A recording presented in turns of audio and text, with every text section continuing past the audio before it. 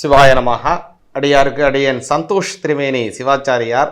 வரக்கூடிய இந்த பிப்ரவரி மாதம் 17ஆம் தேதி அதுலேருந்து பார்த்தீங்க அப்படின்னா அதன் பிறகு மார்ச் மாதம் 3ஆம் தேதி இந்த 15 தினங்கள் அப்படிங்கிறது ஒரு ஒரு விசித்திரமான கிரகங்களினுடைய சேர்க்கை ஏற்படுதுங்க.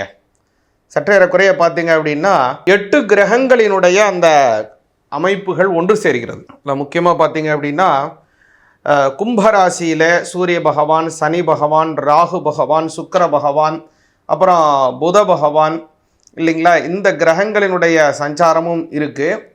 கூடுதலாக சந்திரனும் அதே இடத்துல வந்து இருக்கார்.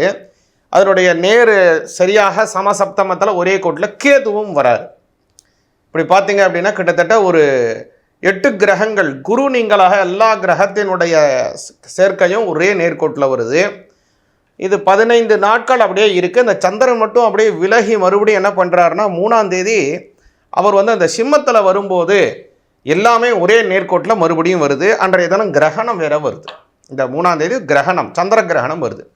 எப்படியான ஒரு அமைப்பு சேருகிறது.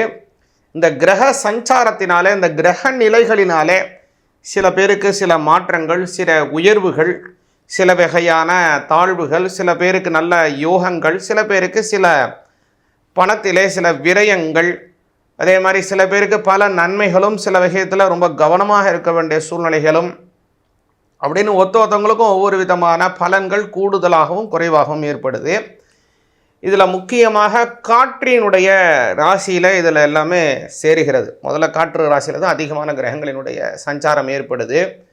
இது கேது கிரஸ்தமாக வரக்கூடியது. அது வந்து ஃபைரி சைன், இது ஏரி சைன், அது ஃபைரி சைன். அதனால் காற்று சார்ந்த விஷயங்கள், அதே மாதிரி நெருப்பு சார்ந்த சில விஷயங்களினாலே சில உபாதைகள் ஏற்படுவதற்கான வாய்ப்புகள் இந்த 15 நாட்கள் இருக்குது.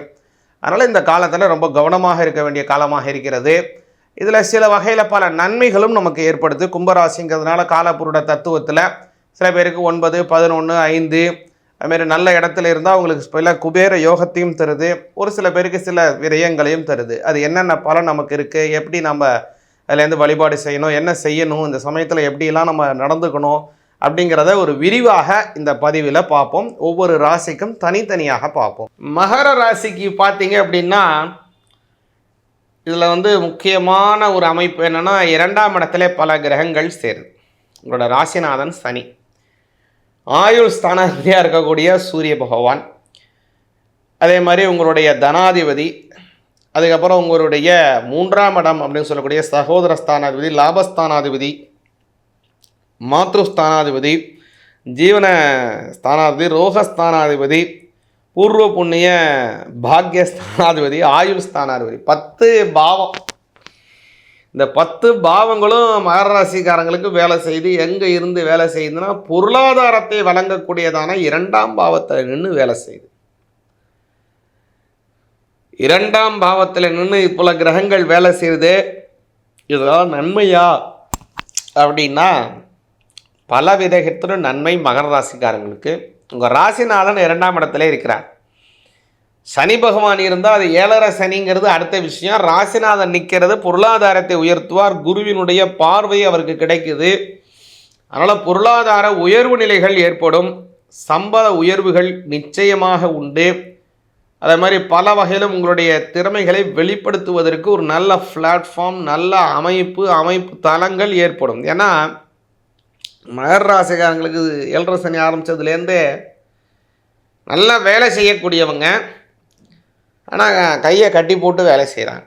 அதான் மகர ராசிக்காரங்களுக்கு அதான் சூழ்நிலை. நல்லா வேலை செய்கிறவங்க ஆனால் கையை கட்டியாச்சு, எப்படி அவங்க வேலை செய்வாங்க?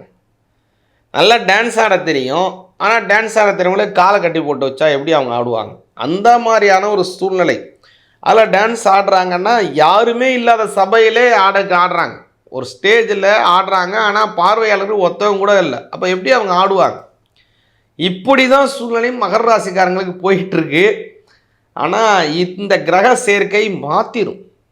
வெறும் ஒரு இடத்துல ஆடக்கூடியவங்களே ஒரு பெரிய கோபுரத்திலே, ஒரு பெரிய உச்சாணி கொம்பிலே, பெரிய சபைகள், கற்றோர் சபைகள் நிறைந்து இருக்கக்கூடிய அவையிலே உங்களை கொண்டு முன்னிறுத்தி உங்களை ப்ரொஜெக்ட் பண்ண விடுவதற்கு ஒரு நல்ல அமைப்பை மகர ராசிக்காரங்களுக்கு வந்துருச்சு.